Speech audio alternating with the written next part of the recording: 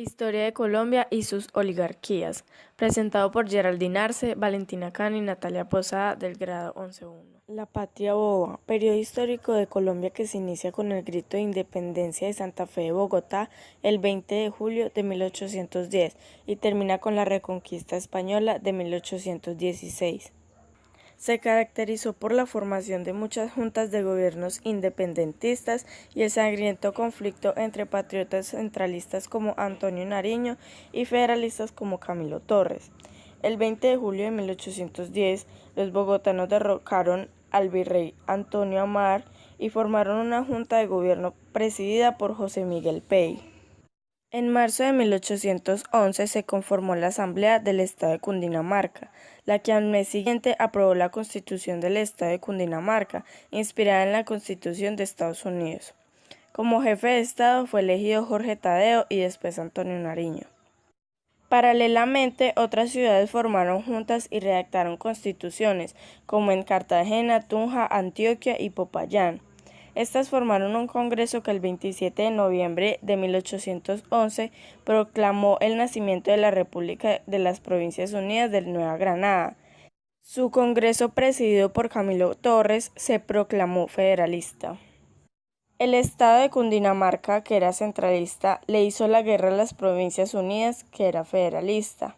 Esta primera guerra civil terminó con la batalla de Santa Fe el 9 de enero de 1813, donde el centralista Nariño derrotó al federalista Antonio Baraya. Al verse fortalecido, Nariño hizo campaña contra los realistas en Popayán, pero fracasó. En 1814 fue capturado y encarcelado en Cádiz. Esto fue aprovechado por Simón Bolívar para tomar Bogotá por perdido de las Provincias Unidas. Pero en 1815 llegó el general español Paulo Morillo al mando de un poderoso ejército que reconquistó Venezuela y Nueva Granada. Sus tropas recuperaron Cartagena en diciembre de 1815 y Bogotá en mayo de 1816. Morillo mandó a fusilar a muchos patriotas, entre ellos a Camilo Torres, que era presidente de las Provincias Unidas de 1815 a 1816. Con esto terminó la Patria Boba y se inició el régimen del terror de Morillo. La Guerra Grande, una guerra muy compleja que puede ser vista desde distintas perspectivas. A nivel local fue una guerra civil entre dos bandos políticos, colorados y blancos. A escala regional fue un conflicto entre dos ideologías opuestas, federalismo y centralismo. También fue parte de las acciones de las grandes potencias industriales europeas del siglo XIX. En Uruguay, la Guerra Grande llegó a poner en riesgo la continuidad del país. Los bandos orientales, que apenas se estaban configurando en 1836, se consolidaron durante esta larga lucha. Cada uno de ellos fue formando un conjunto de rasgos que le dieron identidad en relación con el proceso de la guerra. Los blancos más asociados al campo y a la tradición americana, los colorados más urbanos y cosmopolitas se vincularon más con el liberalismo europeo. Gran parte de la guerra transcurrió en Uruguay. Desde 1842 hasta 1851, Montevideo permaneció situada por las fuerzas de Oribe y los federales. El campo uruguayo sufrió enormes pérdidas, fue recorrido y arrastrado por los ejércitos que se alimentaban del ganado y ocupaban las estancias durante casi 10 años. Los dos bandos orientales se aliaron con las corrientes políticas argentinas, los blancos con los federales de Rosas y los colorados con los unitarios. La guerra civil se transformó en regional como consecuencia del enfrentamiento entre estos dos modelos de organización política que luchaban desde las primeras etapas de la independencia. También intervinieron en este conflicto las potencias europeas del momento, Francia e Inglaterra. En esa época estaban desarrollando su industria y necesitaban contar con buenos mercados. Para eso llevaron adelante varias acciones en todo el mundo, entre ellas sus intervenciones en el Río de la Plata contra la política nacionalista de Rosas. La Guerra Grande, una guerra muy compleja que puede ser vista desde distintas perspectivas. A nivel local fue una guerra civil entre dos bandos políticos, guerras y constituciones o viceversa. Muerto el Libertador, desbaratada la Gran Colombia en sus 3 pedazos, la parte de la Nueva Granada se dedicó a destrozarse ella también en sus varias regiones y en cada región un caudillo. Todavía el general presidente Santander pudo mantener pacífico y unido al país bajo su gobierno republicano, legalista y civilista. Gustaba de vestirse ostentosamente de civil y ostentosamente con paños de fabricación local y no de importancia inglesa, en el marco de la disputa práctica y doctrinal entre proteccionistas de la industria nacional y librecambistas del capitalismo sin trabas ni fronteras, pero eran una unidad y una paz de fachada bajo la cual hervían los oídos que su personalidad despertaba. Guerras y constituciones, regeneración y catástrofe. Fue la frase que pronunció el senador cartagenero Rafael Núñez. El Partido Liberal de alguna manera pretendía que el presidente Trujillo finalizara el Olimpo radical, pero según Núñez, la defensa sin sentido de ellos hacia el federalismo no era el sistema más apropiado para generar tanto unidad como paz entre los colombianos. La regeneración fue un movimiento político surgido en Colombia en la segunda mitad del siglo XIX, liderado por Rafael Núñez. Su objetivo era cambiar la organización que tenía el gobierno y la sociedad colombiana, a partir de lo establecido por la Constitución de 1863, con la que habían creado en los Estados Unidos de Colombia y que convirtió al país en una república federal.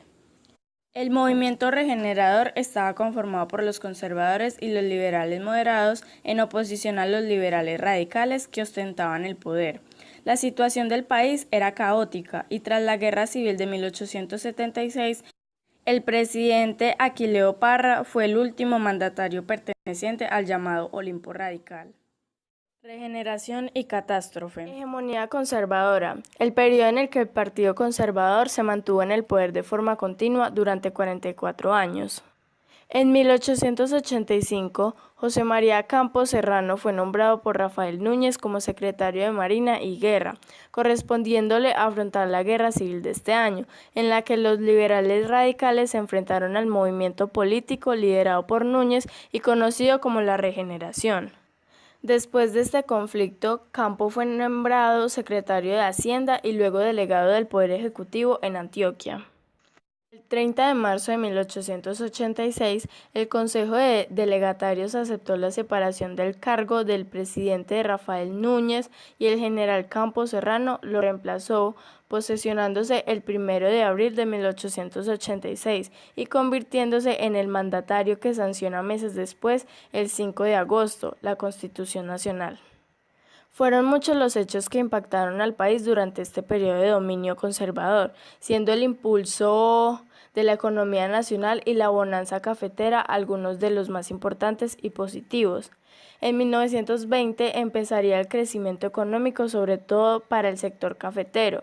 Se comenzó a recibir gran inversión extranjera proveniente en su mayoría de capitales norteamericanas desde la Bolsa de Valores de Nueva York.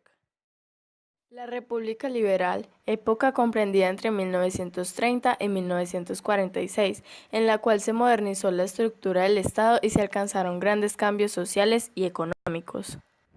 En esos 16 años, Colombia dejó atrás la nación agrícola y pastoril que había vegetado por más de 40 años de hegemonía conservadora y se abrieron las puertas de un futuro promisorio, desgraciadamente frustrado. Uno de los hechos que precipitaron el derrumbe del régimen conservador fue la masacre de las bananeras, ocurrida el 6 de diciembre de 1928. Más de 25.000 trabajadores de la United Fruit Company estaban en huelga a causa de las pésimas condiciones de trabajo que la compañía les imponía. La compañía consiguió que el general Carlos Cortés Vargas fuera enviado al Magdalena como comandante de un contingente militar. El pliego de peticiones de los huelguistas debía discutirse el 5 de diciembre. El 6, cuando 5.000 personas estaban reunidas pacíficamente en la plaza principal y en las calles de Ciénaga, Cortés Vargas ordenó a sus soldados abrir fuego contra la multitud. Nunca se supo con exactitud cuántos fueron los muertos. No fueron 9, como informaba el primer comunicado oficial, sino centenares, posiblemente más de 1.000. Esta última cifra la daba el cónsul de Estados Unidos en Bogotá en una nota de enero 16 de 1929. La disculpa de Cortés Vargas fue absurda y vergonzosa. Ordenó disparar porque sabía que habían navíos norteamericanos al frente de Santa Marta y que se preparaba una invasión para acabar la huelga. El Partido Liberal encomendó a Gaitán investigar lo acontecido y este hizo posteriormente un debate en el Congreso, en el cual, al referirse a la explicación de Cortés, manifestó que habría debido emplear las balas para rechazar los invasores y no para asesinar al pueblo. La República Liberal, época comprendida entre La violencia, donde la confrontación política entre liberales y conservadores provocó un conflicto civil latente, que a partir de 1948, con el asesinato del dirigente liberal y candidato presidencial Jorge Eliezer Gaitán, se convirtió en abierta confrontación violenta y generalizada hasta 1964. Con más de 400.000 muertos en ese periodo, en esos años, liberales y conservadores acuerdan un reparto del poder político, alternancia entre ellos, para centrarse en combatir a los campesinos alzados, antes bajo las banderas liberales y ahora bajo las banderas de la insurgencia guerrillera de ideología marxista. Existen numerosos antecedentes que permiten situar el inicio de la violencia política en Colombia mucho antes, en la segunda mitad del siglo XIX, periodo también atravesado sucesivamente por guerras civiles entre liberales y conservadores, hasta la denominada Guerra de los Mil Días, que va desde 1899 hasta 1902. La violencia. El interminable Frente Nacional. Pactado para durar 12 años y prolongado luego a 16 con sus puentes y sus postdatas, el Frente Nacional acabó durando más de 30 años, más que la patria boba, más que el radicalismo, que la regeneración, que la hegemonía conservadora, más que la república liberal, que las dictaduras civiles y militares hasta la Constitución de 1981, más que la Gran Colombia. Esta fue una coalición política concretada en 1958 entre el Partido Liberal y el Partido Conservador de la República de Colombia. A manera de respuesta, frente a la llegada de la dictadura militar de 1953, su consolidación en el poder entre 1954 y 1956, y luego de una década de grandes índices de violencia y el enfrentamiento políticos radicales, y los representantes de ambos partidos, Alberto Lleras Camargo, que era del Partido Liberal, y Laureano Gómez Castro, del Partido Conservador, se reunieron para discutir la necesidad de un pacto entre ambos partidos para restaurar la presencia en el poder del bipartidismo. El interminable Los jinetes del apocalipsis. Quiere descubrir y afirmar que los paramilitares, la insurgencia, el clientelismo, la corrupción y el narcotráfico llevó a muchas muertes de políticos como Luis Carlos Galán y trajo la época de Pablo Escobar. El neoliberalismo ha dominado la vida económica de Colombia y en consecuencia la política también ha sido dominada por los sucesivos gobiernos, acompañados de otras 5 fuerzas catastróficas y abstractas como lo son los jinetes del apocalipsis.